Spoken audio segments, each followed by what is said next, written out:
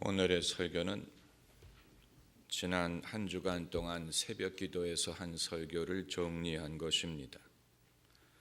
그러니까 재탕을 하는 것인데 하나님의 말씀은 한약재가 아니기 때문에 재탕 3탕을 해도 됩니다. 성령이 라오디게아 교회에 하신 말씀이 성경에 기록됐으니 망정이지 일반 수필이나 잡지의 기고가 됐다면 오늘날 현대 사회를 정확하게 집어내는 사회 만평이 되었을 것입니다. 요한계시록 2장에서 3장까지 소아시아의 7 교회에 주님이 주시는 말씀이 기록이 되어 있는데 그 중에 라오디게아 교회는 맨 마지막에 등장하는 교회입니다.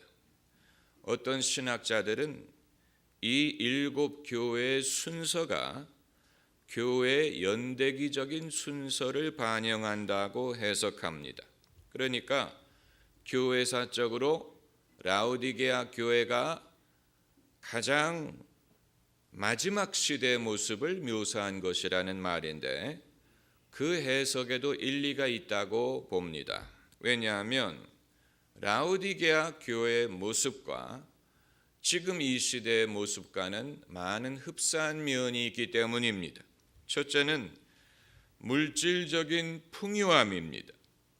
오늘날 빈부의 격차가 문제가 되기는 하지만 일반적으로 볼 때 과거 어느 시대에 누리지 못했던 물질적인 풍요함을 지금 이 시대에 누리고 있는 것이 사실입니다. 풍요로움을 누리고 있는 것뿐만이 아니고 사람들이 이제는 그것을 당연하게 생각하는 시대가 됐습니다. 상대적인 박탈감은 아마 거기서 오는 것인지도 모릅니다. 그리고 두 번째 유사성은 미지근함입니다. 이 미지근함은 신앙의 미지근함만을 뜻하는 것이 아닙니다.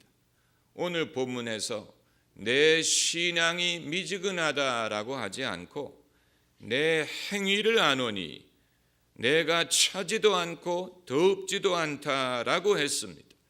행위가 미지근하다는 말인데 신앙뿐만이 아니고 모든 면에서 사람들은 확신과 열정을 결여하면서 삽니다. 과거의 대학생들은 데모를 하든지 연애를 하든지 화끈하게 하려는 성향이 있었지만 요즘 대학생들은 취업 준비하느라고 바쁘고 그 이외의 일들에 대해서는 관심을 갖고 있지 않습니다. 요즘의 신앙인들도 마찬가지 이전보다도 예수 믿는 사람들이 많아졌지만 예전에 신앙의 선배들이 가졌던 열정은 어디 갔는지 알지 못합니다. 우리의 신앙은 너무 점잖고 얌전하고 조용합니다. 그리고 세 번째 유사점은 주님과의 인격적인 만남이 어느 때보다도 더 중요해졌다는 것입니다. 현대인들은 더 이상 구경하러 교회에 오려고 하지 않고 행사에 식상했습니다. 모든 면으로 그렇습니다. 현대인들은 그런 면으로 냉소적입니다. 쉽게 감탄하지 않습니다. 속지 않습니다. 겉으로 화려한 것에 속으려고 하지 않고 실속을 원합니다. 그러므로 현대인들이 바라는 신앙은 어떤 형식이나 거칠애가 아닌 주님과의 인격적인 만남이 주님이 계시다면 주님을 경험하기를 바라고 주님을 인격적으로 만나기를 바라는 것입니다. 이것을 경험할 수 있는 교회는 부흥할 것이고 경험할 수 없는 교회는 쇠퇴하게 될 것입니다. 물질적인 풍요함에 대한 주님의 관점은 다음과 같습니다. 내가 말하기를 나는 부자라 부유하여 부족한 것이 없다 하나 내 곤고한 것과 가련한 것과 가난한 것과 눈먼 것과 벌거벗은 것은 내가 알지 못하도다. 여러분, 우리가 알 것은 인간의 경제적인 발전이든 또 과학과 기술의 발전이든 이런 것이 주님을 감동시키지 못한다는 사실이, 우리는 그것을 대단하게 생각하더라도 주님은 그것을 대단하게 여기지 않습니다. 주님 보시기에는 세 발의 피에 이사야서 40장 15절에 보라, 그에게는 열방은 통에 한 방울 물 같고 저울의 작은 티끌 같다고 했습니다. 사람이 물질적인 풍요함을 사모하고 부러워하지 주님은 감탄하시지 않습니다.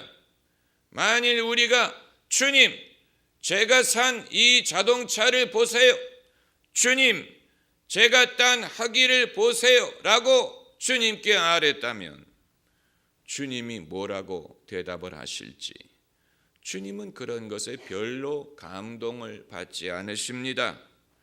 사람은 외모로 사람을 취하나 주님은 중심으로 그 사람을 보신다고 했습니다. 사람이 무슨 차를 타고 다니느냐, 어떤 브랜드의 옷을 입고 다니느냐, 어떤 집에 사느냐 하는 것은 주님에게는 별로 중요하지 않습니다. 아무렴 어떻습니까? 그게 다 그것입니다. 주님이 관심을 가지시는 것은 중심. 우리는 내가 좋은 옷을 입으면 내 중심의 가련함을 가릴 수 있을 것이라고 생각할지 모르지만 주님은 꿰뚫어 보십니다. 주님 보시기에는 우리는 다 곤고하고 다 눈멀고 다 가난하고 다 벌거벗었어. 그런데 문제는 우리가 나는 부자다라고 생각을 할수록 우리 중심의 참 모습을 인정하려고 하지 않는다는 데에 있습니다. 차라리 부자가 아니라면 쉽게 인정을 했을 텐데 스스로 부자라고 생각을 하기 때문에 인정하려고 하지 않고 깨달으려고 하지 않아요. 부자가 천국에 들어가기 어려운 이유가 거기에 있습니다. 물질의 올무가 거기에 있습니다. 인간의 곤고함, 가련함, 고독함을 주님을 통하여 해결하려고 하지 않고 물질을 의지하여 해결하려고 하는 것입니다. 그러나 아무리 우리가 좋은 차를 타고 좋은 옷을 입고 좋은 음식을 먹더라도 가련한 사람은 여전히 가련하고 곤고한 사람은 여전히 곤고합니다. 그 사실을 우리가 알아야 됩니다. 그런데 주님은 18절에서 내가 너를 권하노니 내게서 불로 연단한 금을 사서 부유하게 하고 흰옷을 사서 입어 벌거벗은 수치를 보이지 않게 하고 안약을 사서 눈에 발라 보게 하라고 말씀하십니다. 왜 사라고 말씀하신 것입니까? 우리가 돈으로 이런 것을 살 수 있다는 말입니까? 아니에요.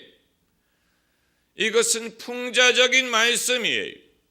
이들이 나는 부자라라고 스스로 말하기 때문에 주님이 풍자적으로 그러면 내 부유함으로 이것을 사봐라라고 말씀하시는 것입니다. 불로 연단한 금이란 믿음을 말하는 것이고 또 흰옷이란 거룩함을 말하는 것입니다.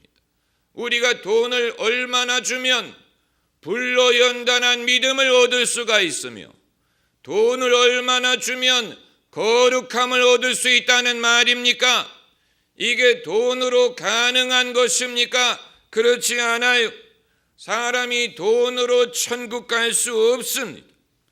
그러니까 인간의 부유함의 한계를 말씀하시는 것입니다.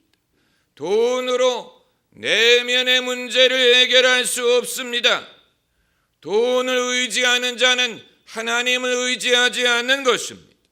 사람이 하나님과 돈을 겸하여 섬길 수 없다고 했습니다. 사람은 떡으로만 살 수 없고 하나님의 입으로 나오는 모든 말씀으로 살리라고 했습니다. 미지근함의 문제에 대해서 우리가 추가로 생각을 해야 됩니다. 주님 말씀하시기를 내가 내 행위를 아노니 내가 차지도 않고 더웁지도 아니하도다. 내가 차든지 더웁든지 하기를 원하노라 라고 말씀하셨어요. 이것이 뜨거운 신앙을 바란다는 해석은 우리가 20세기에 우리 생각을 투영한 것이지, 주님이 너희 신앙이 미지근하다라고 말씀하지 않고 내가 너희 행위를 아노니 덥지도 않고 차갑지도 않다. 그리고 하신 말씀이 차라리 차든지 덥든지 하기를 원한다고 했습니다. 이것이 만일 우리의 신앙을 말하는 것이라면 어찌 차가운 신앙을 미지근한 신앙보다도 더 선호한다고 말씀하시겠습니까? 이것은 우리의 사는 방식에 대해서 말씀하신 것입니다. 차지도 않고 덥지도 않다는 말은 우리가 확신이 없이 산다는 말이에요. 제가 차를 몰고 다닐 때 제일 싫어하는 사람이 어떤 사람인지 아십니까? 교차로에서 어디로 갈지 분명하게 밝히지 않는 사람. 그래서 파란불이 조금 있으면 꺼질 텐데 건너가려고 하지 않고 일부러 신호등이 바뀌기를 기다리는 것처럼 천천히 가는 사람이 있고, 또 어떤 사람은 좌회전을 할 것인지 우회전을 할 것인지 불분명하게 운전하는 사람들이 있습니다. 가려면 가고 말려면 말아야지, 가려는지 말려는지 그게 불분명한 사람들이 있어요. 아마 여러분은 그건 목사님이 성격이 급해서 그래요. 그럴 수 있지요. 그러나 주님은 성급하시지 않지만 분명한 것을 원하십니다. 분명함, 믿음이란 무엇이냐? 분명한 것입니다. 믿음으로 무엇을 하는 사람은 확신과 분명한 의도를 가지고 그 일을 합니다. 반대로 무슨 일을 하는데 미적거리고 소심하고 꿈을 댄다면 그 사람은 확신이 없는 것이요, 믿음으로 하는 것이 아니에요. 그런데 우리가 하는 일 중에 확신을 가지고 하는 일이 얼마나 있다는 말입니까? 많지 않아요. 그보다는 안 할 수 없기 때문에 하고, 남이 하라고 하기 때문에 하고, 남의 눈치를 보기 때문에 하고, 그래서 합니다. 그렇기 때문에 미지근한 것이고, 차갑다면 차라리 안 할 것이고, 뜨겁다면 열심히 할 것이지만 미지근하기 때문에 안 할 수는 없고 하고 싶지는 않고 억지로 하면서 사는 것입니다. 이것은 우리에게도 당연히 축복이 되지 못하고 주님도 그것을 기뻐하지 않는다고 하시는 것입니다. 오늘날 우리 사회에서 가장 사회적인 비용을 많이 지불하는 분야가 뭡니까? 교육이죠. 교육. 그런데 학생들 중에 정말 공부를 하고 싶어서 하는 학생은 극소수고, 대부분의 학생들은 하고 싶지 않지만 해야 되기 때문에 하고, 안 할 수 없기 때문에 하고, 엄마의 등살 때문에 합니다. 그래서 대부분의 학생들은 미지근합니다. 아마 여러분 중에 목사님, 사람이 어떻게 자기가 하고 싶은 일만 하면서 살 수 있겠습니까? 사회생활을 하다 보면 하기 싫더라도 해야 되는 것이 있지 않습니까? 맞아요. 하고 싶지 않더라도 해야 되는 것이 있습니다. 그렇다면 기왕에 해야 된다면 뜨겁게 하는 것이 낫다 하는 것. 기왕에 할 수밖에 없다면 마지못해 억지로 하지 말고 마음을 다하여 하는 것이 차라리 낫습니다. 예수님 말씀에 누가 너희로 오리를 가자 하면 몇 리를 가져라고 했습니까? 10리를 가져라. 하고 싶지 않은 일이 오리를 가게 하는 것 하고 싶지 않지만 기왕에 가야 된다면 아예 10리를 가져라. 그러니까 내가 원치 않는 것을 인생이 나에게 요구할 수는 있지만 그렇다고 내가 미지근한 삶을 살게 할 권리는 없는 것입니다. 내가 원치 않는 일을 해야 된다면 내 마음을 다하여 하는 것이 나에게 유익한 것이고 의미가 있는 것입니다. 예수님이 십자가를 지고 가는 일은 강요된 일이었지만 예수님은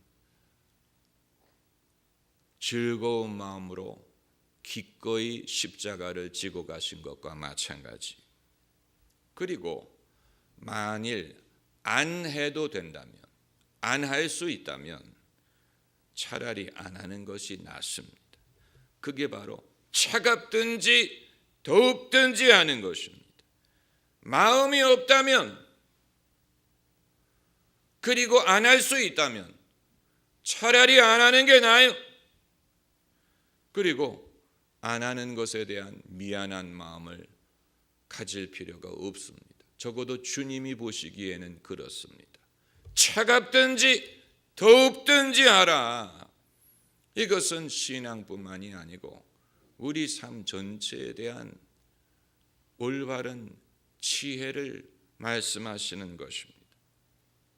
그리고 주님이 이 10절에 말씀하시기를 볼지어다 내가 문 밖에 서서 두드리노니 누구든지 내 음성을 듣고 문을 열면 내가 그에게로 들어가 그로 더불어 먹고 그는 나로 더불어 먹으리라. 이것은 불신자에게 하신 말씀이 아니고 믿는 교회에 하신 말씀입니다. 서구 사회 기독교가 지난 2000년 동안에 실수한 것이 있다면 기독교 신앙을 제도화하고 전통화하고 예식화하고 심지어 윤리화한 것입니다. 그래서 화려한 기독교 문명을 만들기는 했지만 사람 속에 그리스도가 거하지 않은 것입니다. Christ is not in them. 그리스도가 사람 속에 거하지 않은 것입니다. 이 말은 비유적인 말이 아니에요. 이것은 상징적인 말이 아니에요. 주는 영이십니다. 주님은 우리 안에 거하시기를 원하시고 우리 안에 거하실 수 있습니다. 그렇기 때문에 내가 문 밖에 서서 두드리노니 누구든지 문을 열면 내가 들어가. 주님이 들어오십니다. 주님을 영접한다 하는 말은 어서 오십시오. 환영합니다. 들어오십시오. 주님을 모셔드리는 것을 말합니다. 이 땅에 사는 동안에 우리가 주님을 영접하면 우리가 세상을 떠날 때 주님이 우리를 영접하십니다. 내가 너를 영접하여 나 있는 곳에 너희도 있게 하리라고 말씀하셨어요. 우리가 주님을 웰컴, 어서 오십시오 모셔드리면 우리가 세상을 떠날 때 주님이 우리에게 웰컴, 어서 오너라 우리를 영접해 주시는 것입니다. 여러분, 주님은 인격체이시고 우리도 인격체입니다. 그렇기 때문에 주님은 지극히 높으시고 영화로우시지만 주님과의 인격적인 교제가 가능합니다. 주님은 인격과 인격의 교제를 바라십니다. 그래서 내가 들어가 저와 더불어 먹고 저는 나와 더불어 먹으리라. 이 말은 주님과 우리의 인격적인 교제가 일방통행이 아니고 쌍방통행이라는 뜻입니다. 일방적으로 주님이 말씀하시는 것이 아니고 주님은 우리에게 말씀하시고 우리도 주님에게 말씀을 드리고 주님만이 우리와 동행하는 것이 아니고 우리도 주님과 동행하는 인격적인 교제를 경험할 수 있습니다. 우리가 주님을 눈으로 볼 수는 없어요. 그러나 우리의 마음으로 느끼고 경험할 수 있습니다. 그러기에 볼지어다 내가 문 밖에 서서 두드리노니 누구든지 내 음성을 듣고 문을 열면 주님의 음성을 듣는 자는 누구냐? 문을 두드리는 소리를 듣는 자예요. 주님이 문 두드리는 소리를 듣는 자는 주님의 음성을 듣는 것입니다.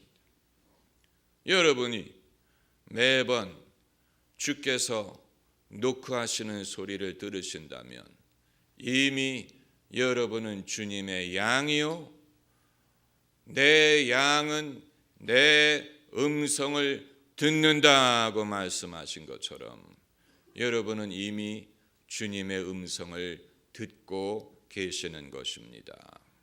할렐루야. 기도하십시다.